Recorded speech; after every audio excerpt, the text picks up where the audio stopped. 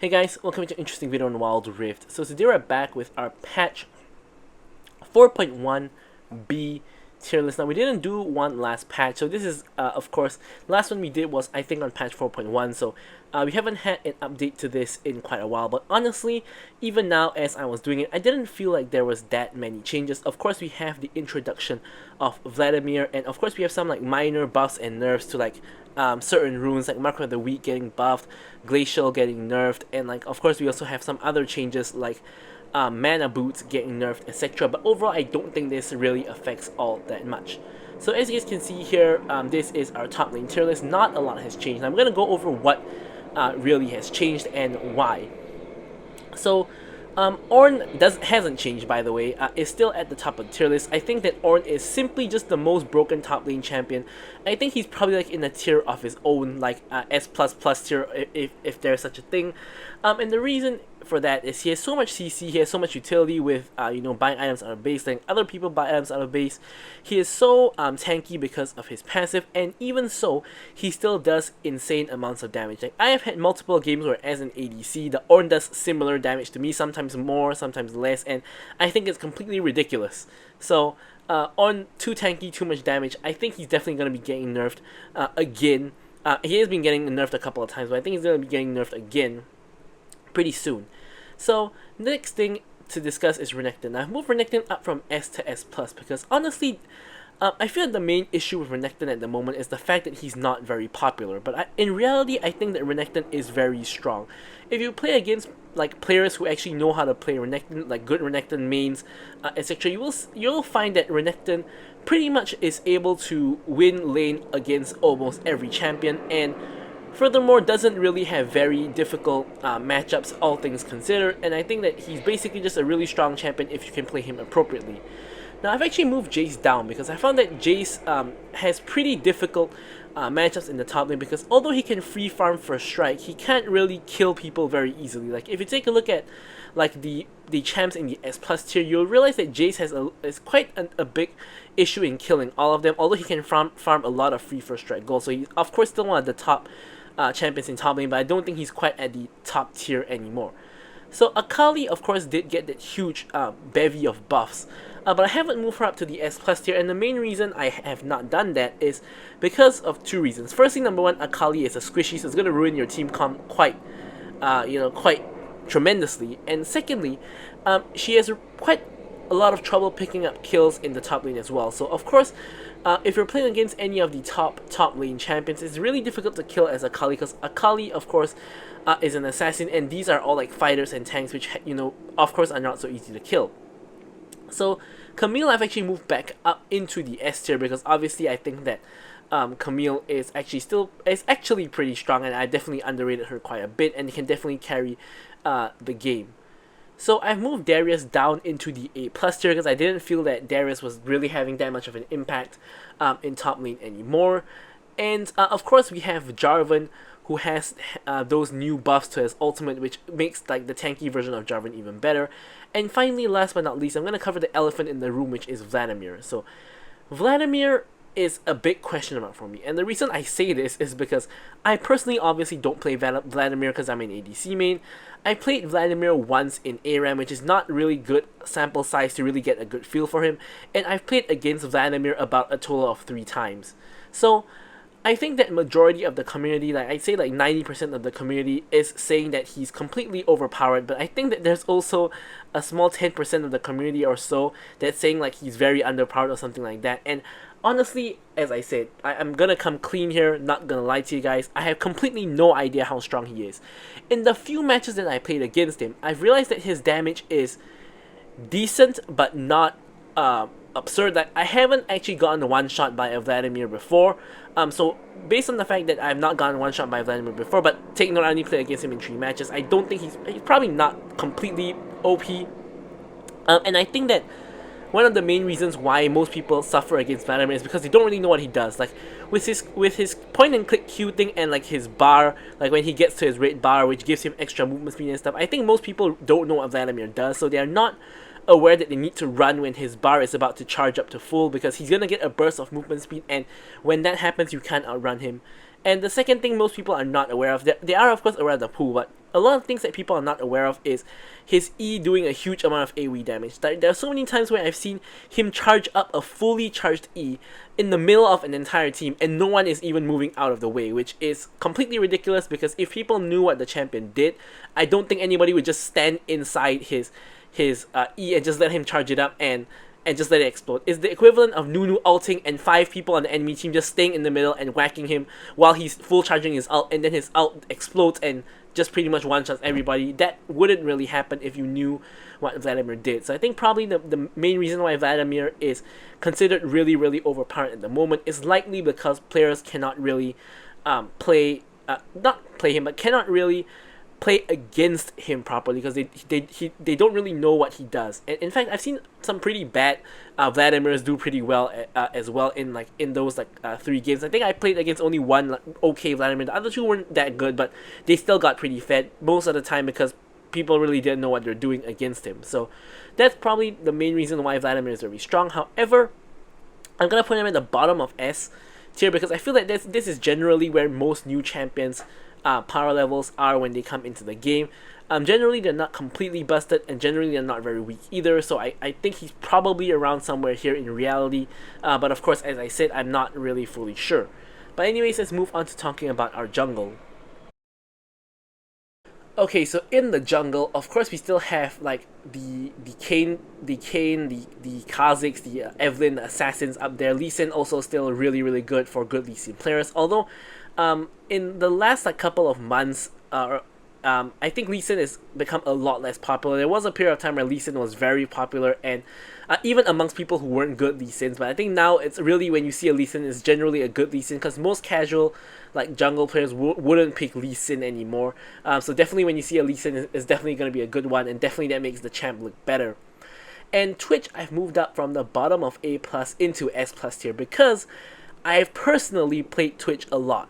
And although I don't think he is truly an S+ champion, I think that because of how most people completely disrespect him and don't take advantage of him, that's probably why he's S+. So Twitch has 2 main weaknesses. The first weakness that he has is he's very prone to getting invaded. So if you invade him level 1 or whatnot, he's generally going to lose to nearly every jungler, even those weak early game junglers. He's going to lose to pretty much any jungler. And no one is really invading in Wild Rift, so that weakness is pretty much covered up because no one does it. The second thing about Twitch is he has to gank because he can't just AFK farm the jungle. He can technically because he does scale very well. He can AFK from the jungle, but it's not effective, so he needs to gank, and the main way he gets ahead and becomes so obscenely overpowered is he ganks, he gets kills. Of course, he puts laners behind, puts his own laners ahead, and he gets himself ahead, and then he gets a lot of items, and he starts one-shotting people, especially with, of course, First Strike helping you with the burst, giving you more gold, etc. And the main reason why this is an issue is because most players do not use Control Ward against Twitch. Now, you did see in the Twitch guide that I made that the Akali in the mid lane used Control Wards against me, and I pretty much couldn't gank her. So that's what should be happening, and that's why Twitch shouldn't be very strong. But if you notice in that gameplay, all of the other lanes didn't have Control Wards, so I just decided to gank the other lanes instead. And that's how I got a hit, that's how I got fed, that's how I carried my team. So in solo queue, this is generally going to be the case. Either everyone, or almost everyone, is not going to have Control Wards, and it's going to allow you to just kill all of them and just get ahead every match. Twitch in the jungle is so much better than Twitch ADC at the current moment just because of how people just don't know how to play against him. So now looking at the rest of the jungle tier list, Olaf I still think is probably the the next best jungler after the S+ champ junglers. I did consider moving him up because I did actually think that he is actually very strong, particularly against certain comps. But I chose to leave him in the S tier because I just think that the S+ champions are better. Of course, as we mentioned in top lane, Jarvan of course got that buff, which only makes him better regardless of what kind of build you're going for.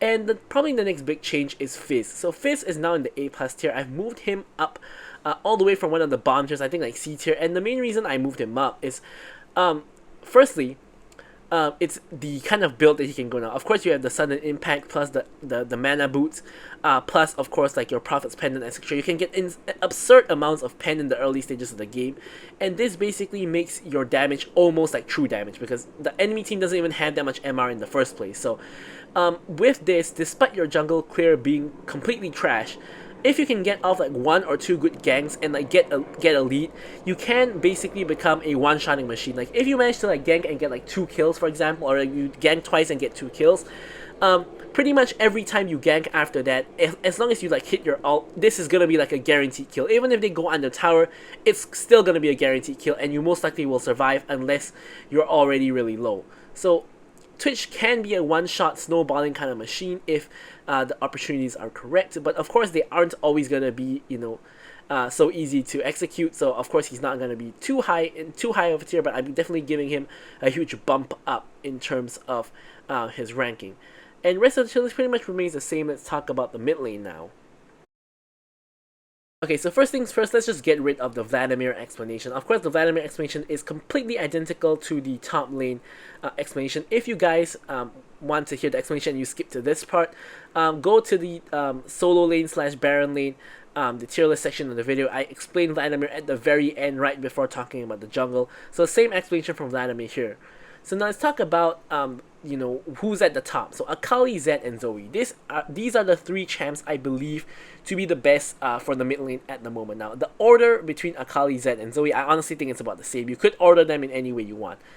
Zed is my personal permaban in every ranked match because Zed's really hard to play against, and of course with all the access to lethality, and even he has a lot of build variation. You could even opt into runes like Conqueror and like Black Cleaver. You could go for First Strike, you could go for Electrocute, a lot of build variation, and if you're playing against a good Zed player, they're just gonna kill you and get out every single time. So if you're a good Zed player, you can pretty much just kill whoever you want, except tanks of course, and always just live. So Zed's really disgusting champion to play against. Same with Akali and Zoe, to be honest. Like Zoe is pretty much going to one-shot anyone when you reach a certain point in the game, except tanks, of course, once again. The only main weakness of Zoe is the fact that she is single target, and when you reach like a late game where people all start getting tanky, you can of course still one-shot the squishies, but you become a lot less effective. So Zoe, I think, is probably the least strong of the 3 of them now, just because she's kind of on a timer to not get into the very late stages of the game where she becomes a lot less effective against a lot of the enemy champions. And Akali, of course, did get that huge buff, and of course if you're a good Akali, this is pretty much going to be Christmas for you, because basically this means that it allows you to kill people a lot more easily while of course surviving and just running rampant basically. So I have already fought a lot of Akalis in my matches. Of course, when some champ gets buffed, everyone picks it, and there are some good Akalis out there that I have played against, and Akali is definitely an issue at the moment. Pretty much as a squishy, the only way you can ever fight an Akali is if you're super duper fed. Like recently, I've had one match where I was playing like Misfortune. I was like 15-0, and even then, I did die to Akali, giving her like a 1k shutdown. But in the future, like after I get a couple more items, when she tried to go in on me, I basically 2-shot her with like 2 basic attacks. And pretty much if you're a squishy, that's like the only real way you can play against Akali, aside from of course like popping your stasis and like just basically running away. But there's pretty much no way you can fight Akali if you're a squishy. So Akali is just completely busted at the moment. So let's take a look at the S tier. So S tier, you have a lot of those Boots of Mana users, like of course like the Dianas, the Katarinas, the Aries. Like of course you can go the classic combo of like the Sudden Impact with the Boots of Mana. In some cases the First Strike, and in some cases of course Prophet's Pendant as well. So really strong. Someone else who I've moved up is Lux. Now Lux I've moved up from I think like B or C tier.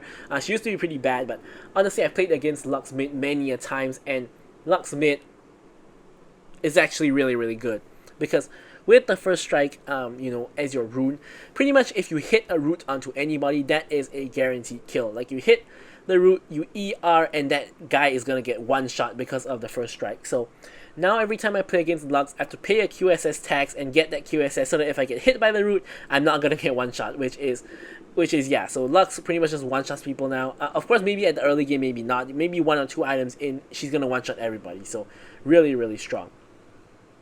So aside from that, another discussion point I want to talk about is Fizz and Annie. So first up, Fizz, same explanation as the jungle. with the of course the new the boots of mana together with of course your like first strike or electrocute, and of course your prophet's pendant, your sudden impact, etc, etc. You can pretty much just one shot someone, not one shot someone in the early game, but if you get a kill or two, you can basically one shot anyone and just snowball.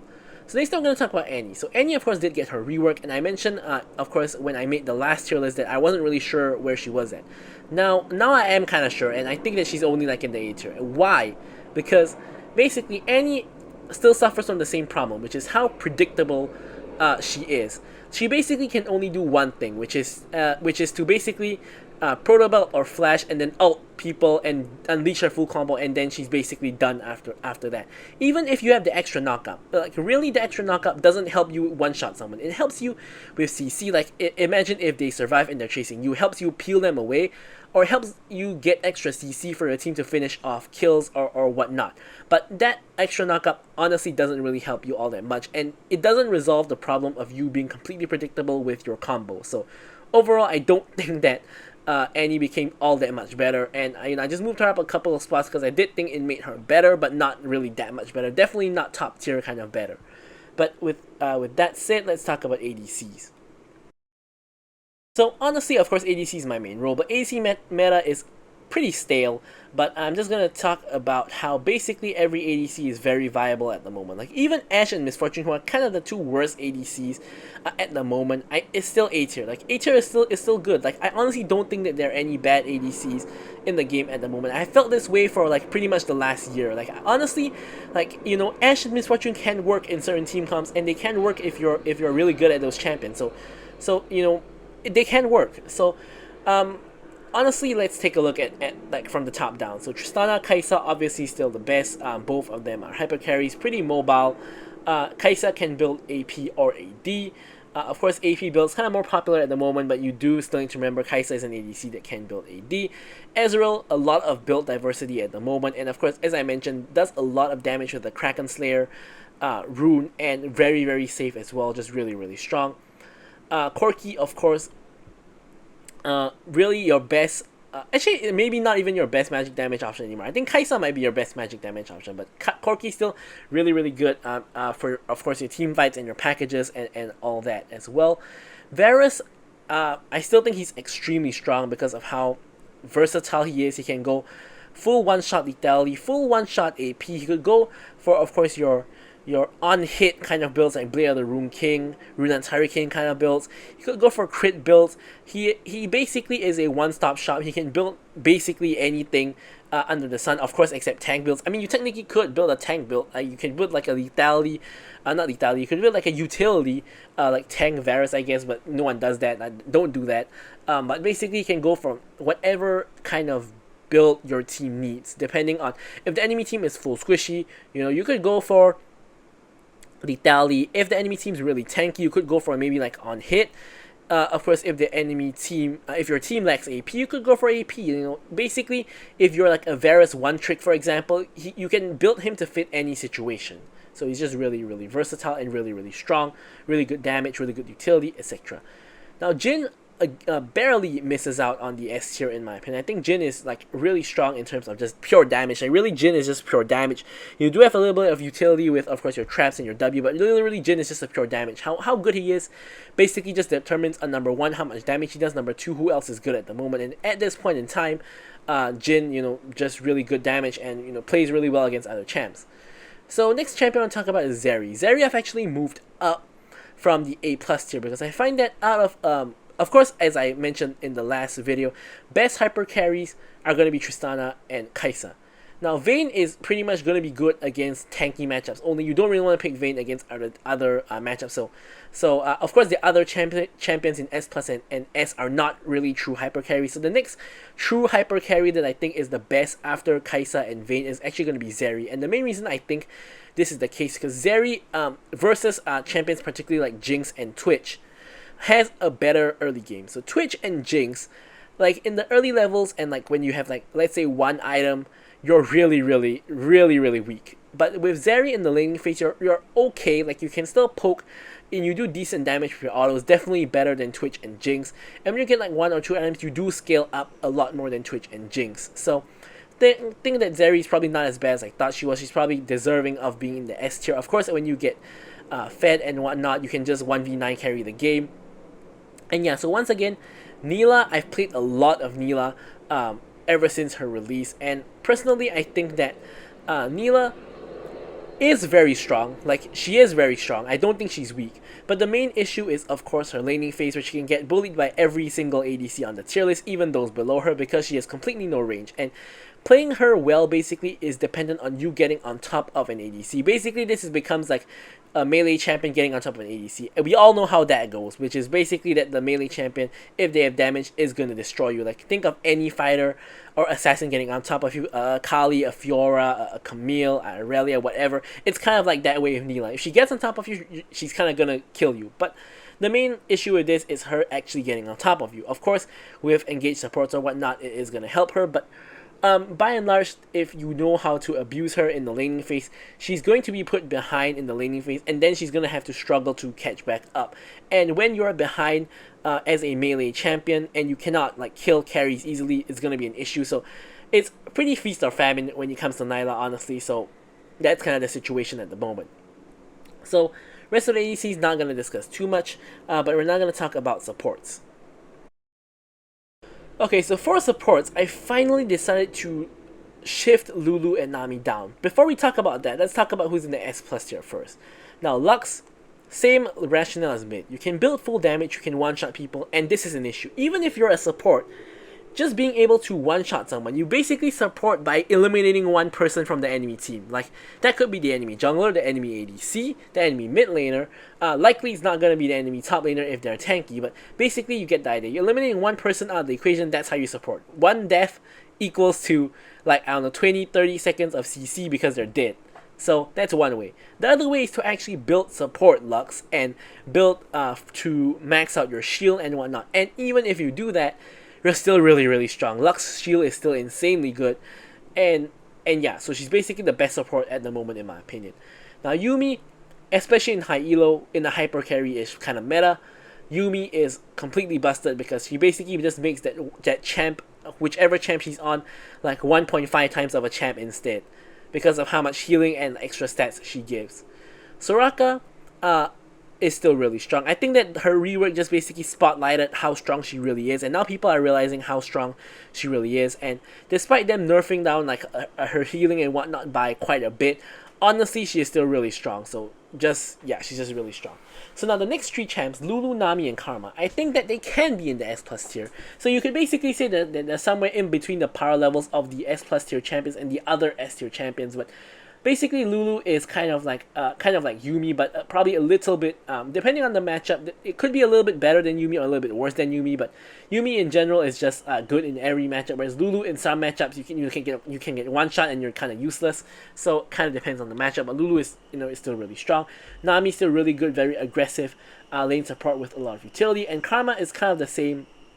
It's kind of similar to Nami and Lux, where Karma generally builds at least a bit of damage before she builds support, and especially if you take like First Strike for example at the moment, you can basically just half health a squishy target with one mantra Q, which is basically where a lot of her utility comes from. The fact that she can chunk out the enemy team like in lane or like before Dragon or Herald or Baron fights, that kind of thing.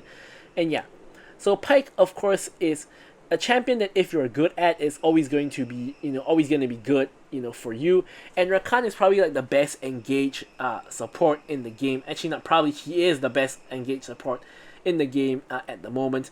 You can build him like utility or you can build him full AP, and of course he's my favorite support to play. Now Senna of course is always pretty much going to be good in solo queue because you are like kind of a secondary ADC, but of course she could possibly ruin team comps in certain scenarios. And Seraphine, I think, is highly underrated ADC, but not ADC, highly underrated support, but I do think she's S tier. Same story, you could go for like damage or support, but I think support Seraphine is actually a lot stronger, and I think she's very underrated because her shield amount ever since they got her double shield, that shield is actually really, really strong, and it's basically a undodgeable version of Lux's shield, although a little bit smaller, and essentially, a lot of shielding, a lot of CC with her E and her ult, and she's just really, really strong. So A plus basically is consisting of Ashe, of course, a lot of utility. Janna and Braum, which are counter picks, to certain matchups, like Janna to assassins and Braum to like projectiles and ADCs. Both of them are really strong. And then it's basically the engagers, the rest of the engagers. So Thresh, Nautilus, Leona, Alistar, all of them are really good for different reasons. So it kind of depends on which one you like to play personally, and all of them are just pretty good. But of course, as I said, I think Rakan is the best engager. But of course, Thresh probably has the most utility out of all of them.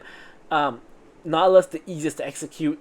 Leona does, a little bit more damage, a little bit more tanky than Nautilus, and Alistar, of course, has the most straightforward kind of engage you can have, also very tanky with his ultimate. And yeah, so that's pretty much it for the tier list. Thank you guys so much for watching this video, and goodbye.